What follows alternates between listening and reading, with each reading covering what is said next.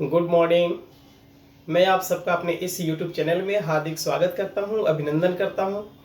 आज हम लोग ज्योग्राफी का एक चैप्टर शुरू करने वाले हैं, internal structure of the earth, जिसे पृथ्वी की आंतरिक संरचना कहते हैं। लेकिन उसको इस चैप्टर को शुरू करने से पहले दो पंक्तियां आपके लिए।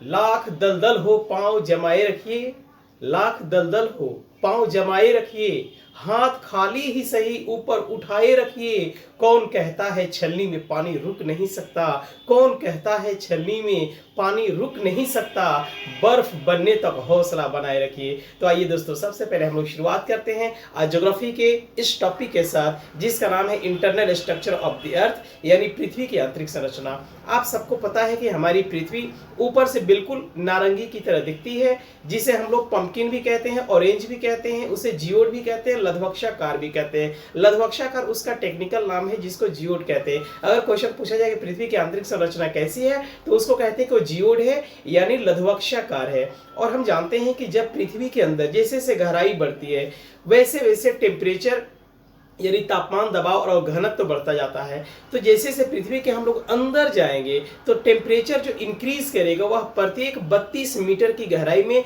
1 डिग्री सेल्सियस तापमान बढ़ जाता है। अब यह तापमान बढ़ने के दो कारण हैं। पहला कारण तो यह है कि जैसे जैसे गहराई बढ़ती है, वैसे वैसे प्रेशर बढ़ता है, दबाव बढ़ता है, और दबाव के बढ़ने से टेम्परेचर जनरेट करता है, यह सर विद्युत है। दूसरी बात यह है कि हमारी जमीन के अंदर जो चट्टानें हैं, उन चट्टानों में बहुत सारे ऐसे रेडियो एक्टिव एलिमेंट से जिसमें नाभिकीय विखंडन की क्रियाएं होती है, उस कारण से भी अंदर टेम्परेचर बढ़ता जाता है। और दोस्तों, जब हम लोग पृथ्वी के सेंटर में जाते हैं, यानी केंद्र में जाते हैं, ये केंद्र है, यहाँ सेंटर में जब हम लोग जाते हैं, तो टेम्परेचर बढ़कर ठीक उतना ही हो जाता है जितना सूर्य के बाहरी सतह का तापमान है। हम जानते हैं कि सूर्य के बाहरी सतह का तापमान 6000 डिग्री सेल्सियस है। तो दोस्तों सोचिए जरा कि पृथ्वी के अंदर इतना ज्यादा तापमान है, उसके बावजूद ही पृथ्वी ऊपर से इतनी शीतल है, हम लोग को रहने की जगह दी है, हम लोग को जीवन दिया है। तो वाकई हमारी पृथ्वी जो है कि निश्चित रूप से हमारी माँ की तरह है, जो हमें जीवन देती है, हमें रहने की जगह देती है। तो उस तरह से हमने देखा कि हमारा पृथ्वी है, और इसका इंटरनल स्ट्रक्चर के बारे में देखते हैं। तो जैसे जैसे हम लोग जानते हैं कि हमारी पृथ्वी के अंदर जब हम लोग जाएंगे, तो वैसे वैसे इसके 3 लेयर्स हमको देखने को मिलेगा। क्या मिलेगा? जैसे जैसे पृथ्वी के अंदर जाएंगे, गहराई में जाएंगे, 3 लेयर्स देखने को मिलेंगे। पहला क्या मिलेगा? सबसे पहला हमको मिलेगा क्रस्ट। क्रस्ट को कहते हैं भूप्रपट्टी, यानी भूप्रपट्टी हमारी पृथ्वी का सबसे यह ऊपरी लेयर है। यह जो आप देख रहे हैं शेडिंग किया हुआ सबसे ऊपरी लेयर, इसी का नाम है ये क्रस्ट, इसका नाम है ये। और यह जो क्रस्ट है, इसे सियाल भी कहते हैं, जो सिलिकॉन और एल्यूमिनियम से बना हुआ है। इसकी जो औसत मोटाई हो 35 किलोमीटर है, जबकि अधिकतम इसकी मोटाई 100 किलोमीटर है। लेकिन अगर हम लोग बातें करें महासागरों में जाएंगे, तो वहां पर क्रस्ट की मोटाई कम हो जाती है, मात्र 5 किलोमीटर हो जाती है। तो हम देखते हैं कि हमारी जो क्रस्ट है, भूप्रपट्टी है, वह सबसे पतला जो है मेरियाना ट्रेंच में है, मेरियाना गर्त में है, जो प्रशांत महासागर में है, फिलीपींस द्वीप के नजदीक है, वहीं पर मेरियाना ट्रेंच है, जिसकी गहराई एक यानी कि 11,022 मीटर है। वहां मेरियाना ट्रेंच में उसकी गहराई कितनी है? 11,022 मीटर है। वहां पर हम लोग देखते हैं। लेकिन अगर बातें करें सबसे हमारा क्रस्ट का मोटा भूभाग, मोटा भूपटल कहां पर है, तो हम लोग देखते हैं कि मोटा भूपटल आपको नेपाल में है, जहां पर माउंट एवरेस्ट है, जहां पर उसकी ऊंचाई 8,848 मीटर है। कहीं कहीं 8,850 मीटर भी लिखा रहेगा। तो पृथ्वी का सबसे मोटा भूपटल आपका कहां पर है? नेपाल में है। वहीं पर क्रस्ट की मोटाई सबसे ज्यादा है। लेकिन माय डियर, हम लोग देखते हैं कि हमारा ये जो क्रस्ट है, ये एकमात्र पृथ्वी की आंतरिक संरचना है जो सॉलिड फॉर्म में मौजूद है,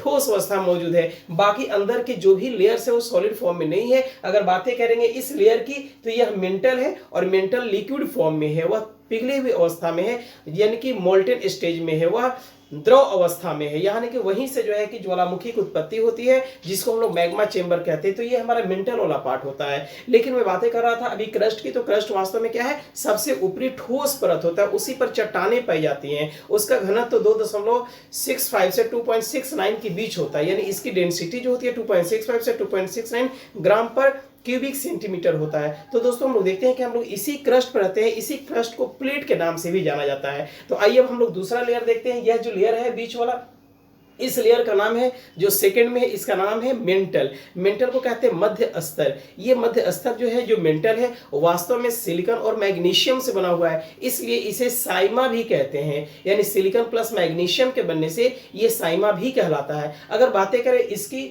मोटाई कितनी है, तो इसकी मोटाई जो है वह 2800 किलोमीटर है। हालांकि अगर सरफेस से देखेंगे उसकी गहराई तो 2900 किलोमीटर है, लेकिन उसकी जो मोटाई है तो -100, यानी कि क्रस्ट वाला -100 हो जाएगा, तो 2800 किलोमीटर यह मोटा है। अगर हम बातें करेंगे मेंटल के कुल आयतन का, तो मेंटल का कुल आयतन 83% है। यानी हमारी पृथ्वी के टोटल आयतन का 83% जो वॉल्यूम है वह आपका मेंटल का है। लेकिन थिकनेस की अगर बातें हैं तो केवल 2800 यह किलोमीटर है। इसके घनत्व की अगर बातें करें तो 3.5 से लेकर 5.5 ग्राम पर क्यूबिक सेंटीमीटर तक है। तो हम देखते हैं कि इसी आपको मेंटल में ये मैग्मा चेंबर मौजूद है। ये इतने ज़्यादा टेम्परेचर है कि यहाँ की चट्टानें पिघली हुई अवस्था में है। उसके बाद अगर मैं तीसरे नंबर की बातें करूँ, इसका नाम कोर है, और यह कोर जो है वास्तव में निकेल और लोहा से बना हुआ है, इसलिए इसे निकेल और लोहा के मिलने से नीफे बना हुआ है, इसे नीफे भी कहते हैं। इसकी जो गहराई है वो 6371 किलोमीटर की गहराई तक है। यानी हमारा कोर जो है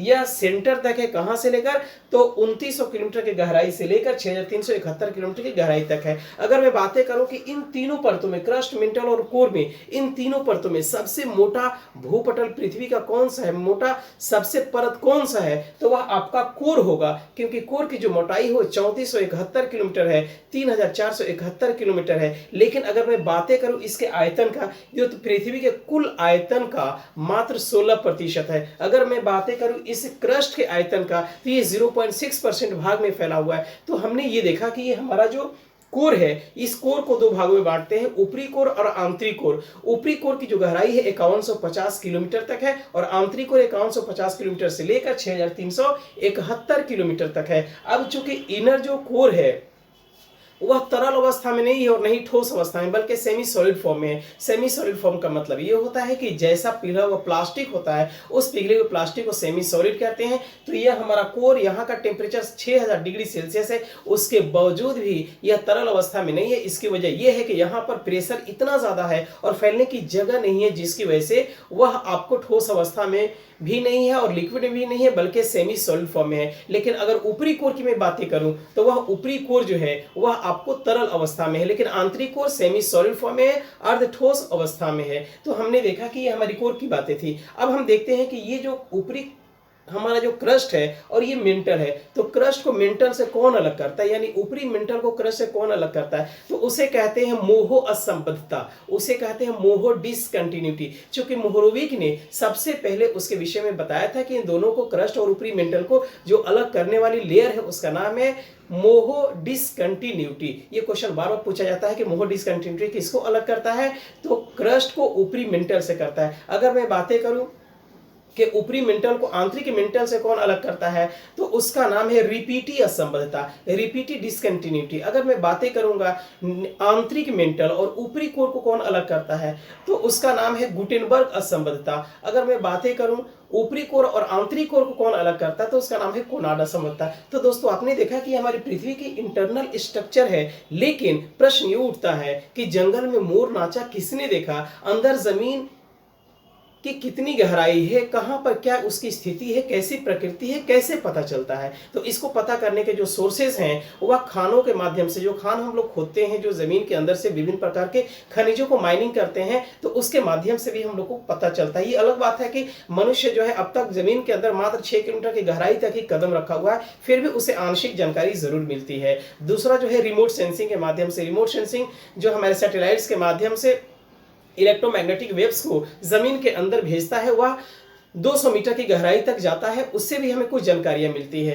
तीसरी जानकारी के सोर्सेज जो है ज्वालामुखी है। ज्वालामुखी के दौरान जो वोल्केनिक इरप्शंस होता है, उस इरप्शंस के दौरान हम उन तत्वों को देखते हैं कि उसकी क्या विशेषताएं हैं, उसके हीट को देखते हैं कि क्या उसका नेचर है, उस आधार पर भी ज्वालामुखी वोल्केनिक इरप्शंस के दौरान भी इंटरनल स्ट्रक्चर के विषय में हमें जानकारी मिलती है। लेकिन सबसे ज्यादा जानकारी हमें जो मिलती है और सटीक मिलती है, साइंटिफिक और वैज्ञानिक मिलती है, उसका नाम है भूकंपीय लहरें। भूकंपीय लहरों के माध्यम से पृथ्वी के आंतरिक संरचना के विषय में हमें सटीक जानकारी मिलती है। तो इस तरह से हम देखते हैं कि भूकंपीय लहरें पृथ्वी के आंतरिक संरचना के विषय में बहुत ही अच्छी जानकारी देता है। तो दोस्तों, ये हमारी पृथ्वी की आंतरिक संरचना थी। नेक्स्ट वीडियो में हम लोग मिलेंगे भूकंप के विषय के साथ, क्योंकि अभी भूकंप की चर्चा हुई थी, इसलिए हम लोग नेक्स्ट वीडियो में भूकंप को देखेंगे। तो आज बस इतना ही। खुश रहिए, मुस्कुराते रहिए, अपना ध्यान रखिए, अपना ख्याल रखिए। जय हिंद, जय भारत। Thank you.